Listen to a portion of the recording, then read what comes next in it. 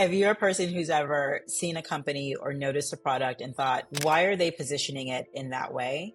Then you need to know the terms natural gating and artificial gating, especially if you're investing in or a founder who is building a startup in any space. So let's get into it. I'm Monique Woodard. I'm the founding partner at Cake Ventures. We're a venture capital firm that invests in companies that accelerate at the intersection of technology and demographic changes. Because of that, I've been pitched thousands of companies where the founders are claiming to serve a certain demographic. And the best companies and services that I've seen have always been naturally gated, not artificially gated. I came up with the terms natural gating and artificial gating so that investors can know the difference between the two and so that founders can understand what it means to build for demographic change. An artificially gated product is one where you decide that you are building only for a specific demographic and you gate your product toward a specific set of users. This is different than launching a product by focusing on a beachhead market. A beachhead market is one that allows you to dominate in a somewhat limited but important market so that you can serve the needs of one customer type well and then find product market fit before moving into a larger market. But the plan to expand and accrue more land mass is always there. Here's another way to think about it. If you were building a product that was sunlight for plants versus sunlight for people, that is an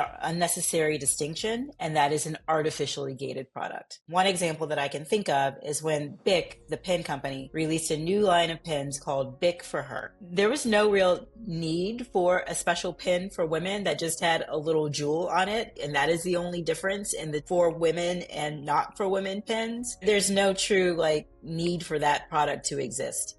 And they found that out because they ultimately discontinued the line. There are three things that often happen when a company artificially gates its product. First, they create distrust with the consumers that they really want to serve. Consumers don't want a product that is gated in a way that makes no true sense and doesn't really speak to the way that consumer behavior makes things different. Two, they're alienating a whole swath of consumers or of users that they could potentially be building for and could potentially sell their product to. And then third, they're limiting the size and scope of their opportunity. Even if you're not trying to build a venture scale business, you're just leaving money on the table when you try to artificially gate a product and only deliver it for a smaller subset of people. In its most technical terms, there are ways to build products with the needs of underserved consumers in the forefront, center previously ignored consumer types, and activate purchase frequency in groups that may not have been activated before. And you don't have to artificially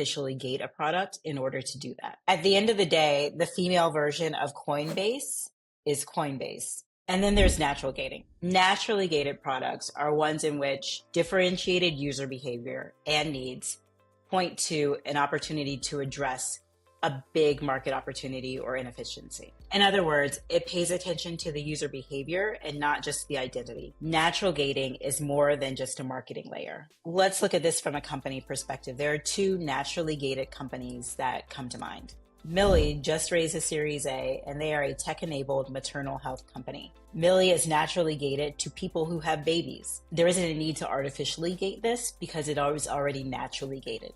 Canela TV is a Latino media company that serves Latino movie watchers in the US and LATAM. It is naturally gated to the ways that Latino consumers want to view content. They want to view content that is in Spanish language. They want to view content that has Latino actors, that is based on Latino stories. And Canela TV is naturally gated to allow them to do that. It's not artificially gated. It is a naturally gated product. Both of these companies succeed because they pay attention to user behaviors, not surface level identity. I think the first thing that tech investors and VCs should understand is that artificial and natural gating exist, and that one delivers behavioral differentiation and the other delivers identity related differentiation, and how those two distinctions impact TAM size. And so as you're evaluating companies and thinking about the ways that demographic changes will accelerate these companies, understanding how big the TAM could possibly be is going to be absolutely imperative to understanding whether it's a company that you should invest in.